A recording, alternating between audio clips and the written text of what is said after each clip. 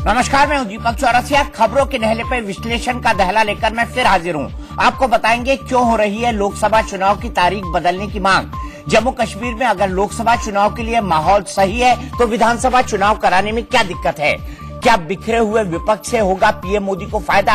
साथ ही बात होगी उन 5 फैक्टर्स की जो लोकसभा चुनाव की दिशा बदल सकते हैं। इसके अलावा समझौता एक्सप्रेस ब्लास्ट केस में पाकिस्तान की पैंतरेबाजी पर भी बात होगी। लेकिन सबसे पहले इस वक्त की headlines.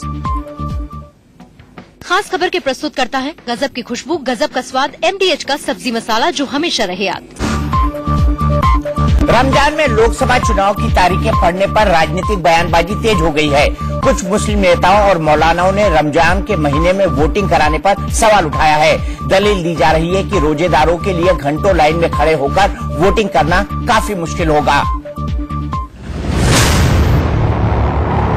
First phase 11 April, second phase 18 April, third phase 23 April, fourth phase 29 April, fifth phase 6th May, sixth phase 12th May, phase 7 19th May, and all countings 23rd May। लोकतंत्र के जश्न यानी चुनाव की तारीखों का ऐलान हुआ तो राजनीतिक दल चुनावी प्रचार में जुट गए।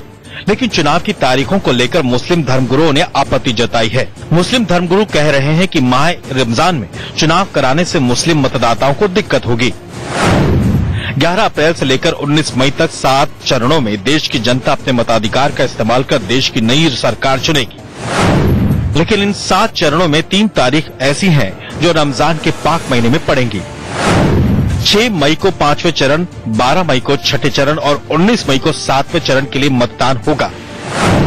इन 3 चरणों में देश के 169 लोकसभा सीटों पर वोट डाले जाएंगे।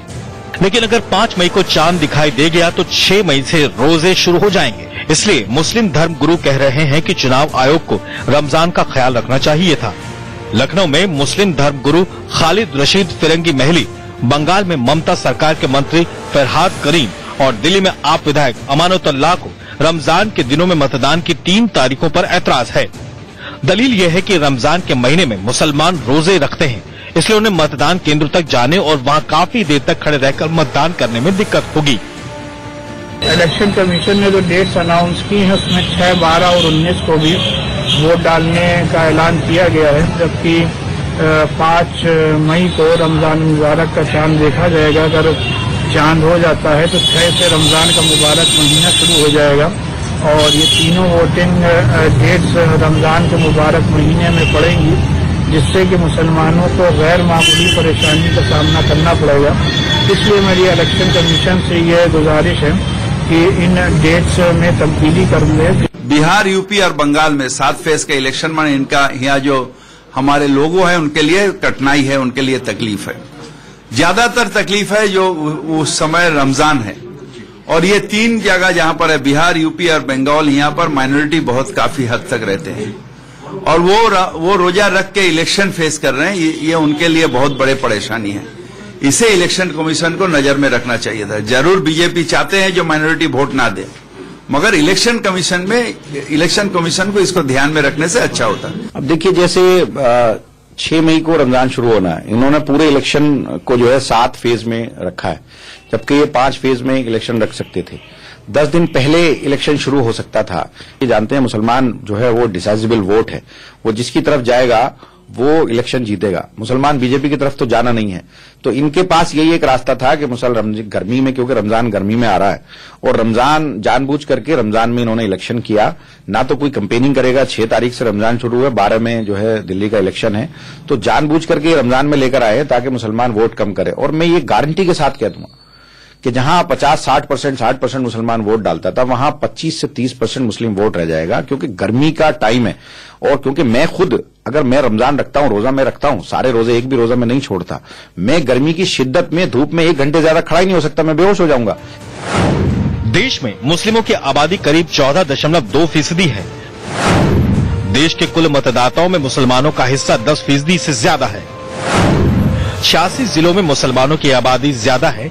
देश की 100 लोकसभा सीटों और 720 विधानसभा सीटों पर मुस्लिम मतदाताओं का अच्छा असर है।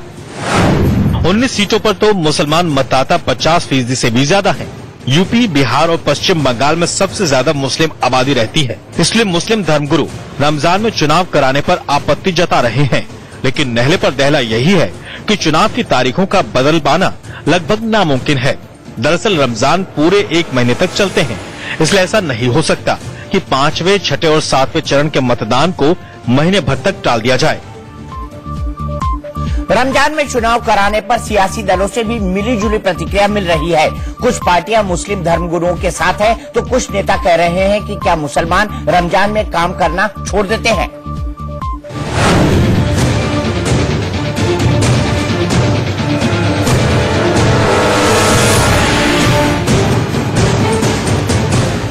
कांग्रेस कह रही है कि लोकतंत्र के जश्न और रमजान दोनों को एक साथ मनाया जाए, लेकिन साथ में कांग्रेस ने ये भी कह दिया कि इस बात का ध्यान रखा जाना चाहिए था। वहीं आम आदमी पार्टी ने कहा है कि रोजदारों के लिए मतदान करना काफी मुश्किल होगा। 11 अप्रैल से शुरू होकर और आगे तक चलेगा और 23 तारीख को इसकी गिनती होगी।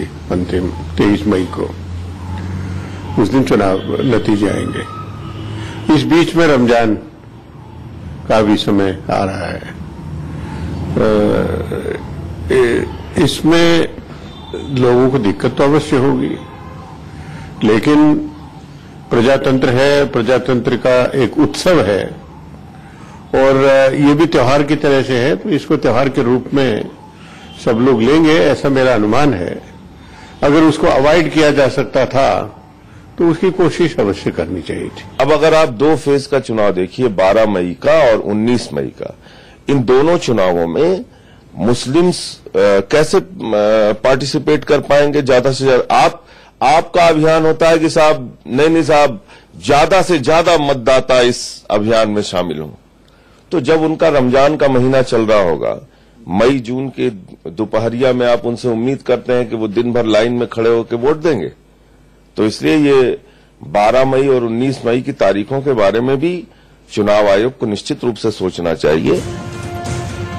समाजवादी पार्टी ने भी नपातुला बयान दिया है। एसपी कह रही है कि अगर संभव है तो ठीक, वरना पूरा देश चुनाव के लिए तैयार है। वहीं लेफ्ट पार्टियां कह रही हैं कि अगर इससे निष्पक्ष चुनाव पर असर होता है तो चुनाव आयोग को विचार करना चाहिए। चुनाव आयोग से अपील की है और चुनाव आयोग से कोई भी अपील कर सकता है अगर उनको लगता है। और अपील में भी चुनाव टालने की बात नहीं है, ये कहा गया है कि अगर संभव हो तो आगे पीछे हो जाए, नहीं तो पूरा देश तैयार है चुनाव के लिए और उसको कोई दिक्कत होने वाली नहीं है। इलेक्शन कमीशन को भी चुनाव आयोग का ये संवैधानिक अधिकार है और उस संवैधानिक अधिकार के चलते हुए उनके पास पूरी की पूरी अधिकार है कि कौन से डेट पर क्या करवाएंगे। वो बात सही है, वो सब हम सब मानते हैं, मतलब उसी तरीके से हमारी जनतंत्र चलता है। लेकिन मेरे हिसाब से उनको भी ये ध्यान रखना चाहिए था कि रमजान का महीना है, तो इस समय पर कौन से कॉन्स्टिट्यूंसीज में हो रहा, क्या है इलाके में हो रहा, मतलब ये सब हम समझते हैं, उम्मीद यही कर रहे हैं कि चुनाव आयोग इसको ध्यान में रख के ही निर्णय लिया होगा। वरना हम भी अब इसकी जांच करेंगे कि कहाँ पे हो रहा है, किधर असर पड़ सकता है। अगर ये है तो हमारी भी निवेदन रहेगी चुनाव आयोग को, इसके लिए आप एडजस्टमेंट करिए। लेकिन AIMIM अध्यक्ष असदुद्दीन ओवैसी ने रमजान में चुनाव पर मचे विवाद को गैर जरूरी बताया है। उन्होंने कहा कि एक मुस्लिम होने के नाते मैं रमजान में चुनाव का स्वागत करता हूं। इस महीने में मुसलमान ज्यादा जज्बे के साथ काम करते हैं। वहीं सत्ताधारी पार्टी बीजेपी के प्रवक्ता शाहनवाज हुसैन ने भी रमजान में चुनाव कराने का स्वागत किया है। शाहनवाज ने कहा कि मैं खुद चुनाव के दौरान रोजा भी रखता हूं और प्रचार भी करता हूं, इसलिए सभी मुस्लिम रोजा रखते हुए लोकतंत्र के महापर्व में हिस्सा लेंगे।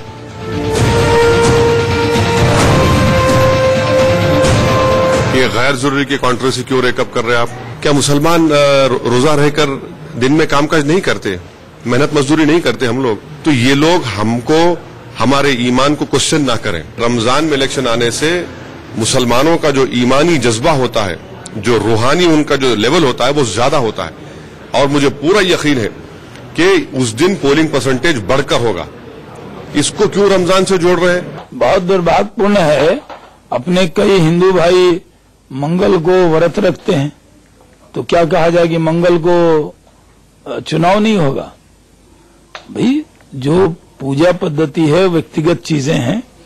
कई लोग रोजा रखते हुए ऑफिस जाते हैं या नहीं जाते हैं, तो अगर वो जाकर वोट डालेंगे तो क्या रमजान में पहली बार वोट हो रहा है? इस तरह की फरकाप्रस्त बयान देकर क्या संदेश देना चाहते हैं तृणमूल कांग्रेस के नेता और अन पार्टी के नेता? हमें पूरी उम्मीद है कि किसी को कोई दुश्वारी नहीं होगी। देश के लिए सब लोग वोट डालेंगे।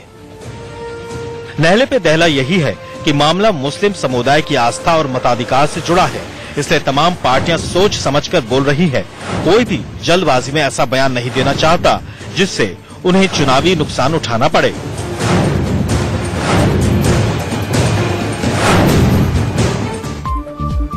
लोकसभा चुनाव के साथ साथ जम्मू कश्मीर में विधानसभा चुनाव नहीं कराए जाने पर विवाद शुरू हो गया है। नेशनल कॉन्फ्रेंस के अध्यक्ष फारूक अब्दुल्ला और बीएसपी सुप्रीमो मायावती ने केंद्र पर निशाना साधा है। विरोधी पूछ रहे हैं कि जब जम्मू कश्मीर में लोकसभा चुनाव के लिए माहौल सही है तो विधानसभा चुनाव कराने में क्या दिक्कत है।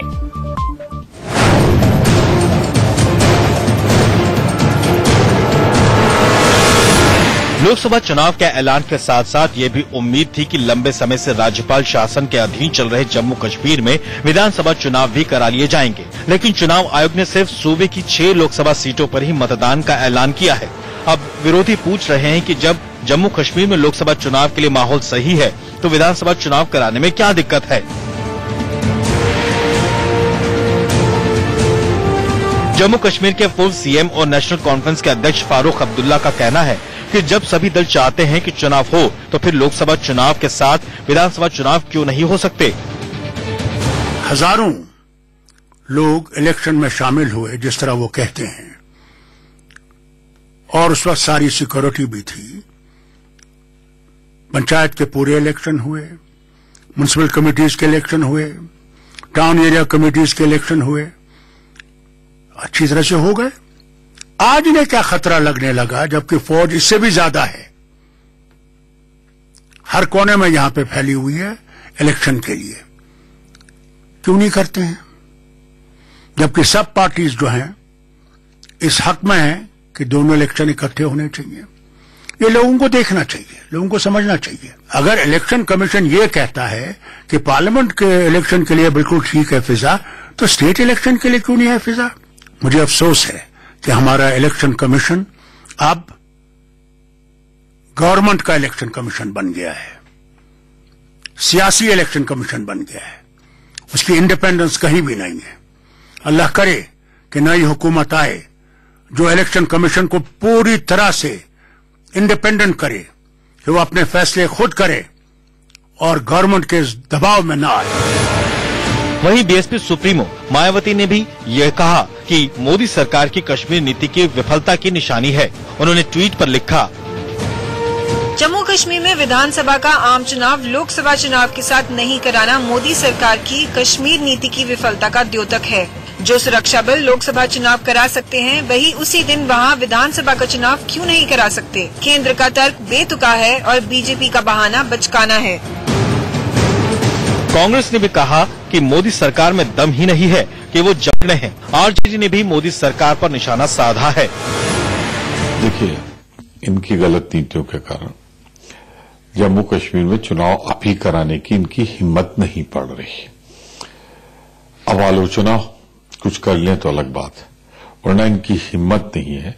और अगर आज जम्मू कश्मीर इस हालत में पहुंच गया कि लोकतंत्र में चुनाव नहीं हो सकता, तो मैं इसे मोदी सरकार की सबसे बड़ी हार मानता हूं। इस सरकार की जो नीति है वो जम्मू कश्मीर के लोगों को कहीं न कहीं उनके मन में एक असंतोष पैदा करने वाली नीति और उनको अपने से दूर करने वाली नीति, उनके साथ सौतेला व्यवहार करने वाली एक नीति केंद्र सरकार ने अपना रखी है। तो इसलिए एक चुनाव हो जिसमें निष्पक्षता के साथ लोग अपने मतों का प्रयोग करें और एक चुनी हुई सरकार जम्मू कश्मीर में हो। मैं उनके शब्द उमर साहब के नहीं प्रयोग करूंगा, लेकिन शब्द के पीछे जो भाव है वो मेरे भी भाव। क्या कर रहे हैं आप? कश्मीर में क्या किया आपने पीडीपी के साथ सरकार बना करके? अब जाकर के आप लोकसभा चुनाव करवा रहे हैं, लेकिन असेंबली इलेक्शन नहीं करवा रहे। तो मुझे कहीं से भी कोई कन्विंसिंग उस आर्ग्यूमेंट इसमें नहीं दिखता। लेकिन बीजेपी ऐसे बयानों को गैर जरूरी बता रही है। बीजेपी कह रही है कि कश्मीर में फिलहाल हालात अच्छे नहीं हैं और चुनाव आयोग ने सोच समझकर ही फैसला लिया है। उमर अब्दुल्ला का कहना जो है वो सही नहीं है। जम्मू कश्मीर एक सेंसिटिव स्टेट है। पाकिस्तान परस्त कुछ लोग आज भी यहां पर एक्टिव हैं। उस सारे हालात में कैंडिडेट की सिक्योरिटी एक बहुत बड़ा मैटर है।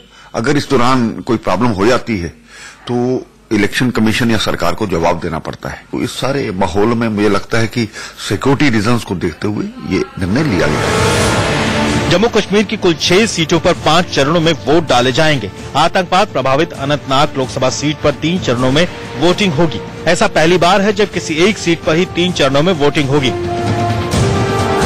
लेकिन सूबे में नई सरकार चुनने के लिए अभी जनता को इंतजार करना होगा। नहले पे दहला ये है कि अगर कश्मीर में हालात इतने ही खराब हैं तो वहां लोकसभा चुनाव कैसे कराए जाएं? और जब लोकसभा चुनाव के लिए वोटिंग हो सकती है तो साथ में विधानसभा चुनाव के लिए वोटिंग क्यों नहीं हो सकती?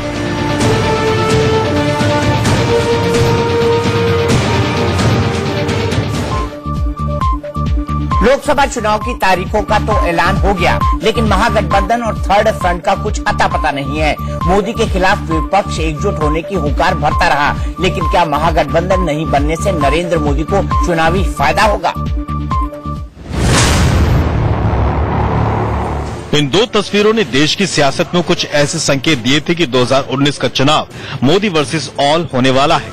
विरोधियों ने एक दूसरे के साथ मंच साझा किया और मोदी सरकार पर निशाना भी खूब साधा। 19 जनवरी को कोलकाता में यूनाइटेड इंडिया रैली में तो विरोधियों ने मोदी सरकार को हराने के तमाम दावे भी किए थे। अभी तो हम पे बहुत गुंजाइश है। आप पे 40 गठबंधन हैं। 40 गठबंधन के साथ साथ जैसे जैसे चुनाव करीब आ रहा है आप और लोगों से भी गठबंधन कर रहे हो, सीबीआई से, ईडी से, लेकिन हम सबने मिलकर के जनता से गठबंधन कर लिया है और लोकतंत्र में जो जनता तय करती है वही फैसला होता है। अगर मोदी और अमित शाह दोबारा 2019 में आ गए दोस्तों ये देश नहीं बचेगा। ममता ने एक मंच पर 22 विपक्षी दलों को जुटाकर ये संदेश देने की कोशिश की भी थी कि लोकसभा चुनाव में पीएम मोदी को कड़ी चुनौती मिलने वाली है। 23-26 पार्टी ने भाग लिया है और आने वाला दिन में तो बोलना है कि मोदी बाबू का सरकार को एक्सपायरी डेट हो गया है। जब कोई मेडिसिन हम खरीदते हैं उसको एक एक्सपायरी डेट होता है, तो इनका एक्सपायरी डेट खत्म हो गया है। एक तरफ ममता और आंध्र प्रदेश के सीएम चंद्रबाबू नायडू गैर कांग्रेस और गैर बीजेपी थर्ड फ्रंट की कवायद में जुटे थे, तो वहीं दूसरी ओर कांग्रेस क्षेत्रीय दलों के साथ मिलकर महागठबंधन की कोशिश में जुटी थी। लेकिन कांग्रेस के महागठबंधन को यूपी में समाजवादी पार्टी और बीएसपी ने कड़ा झटका दे दिया है।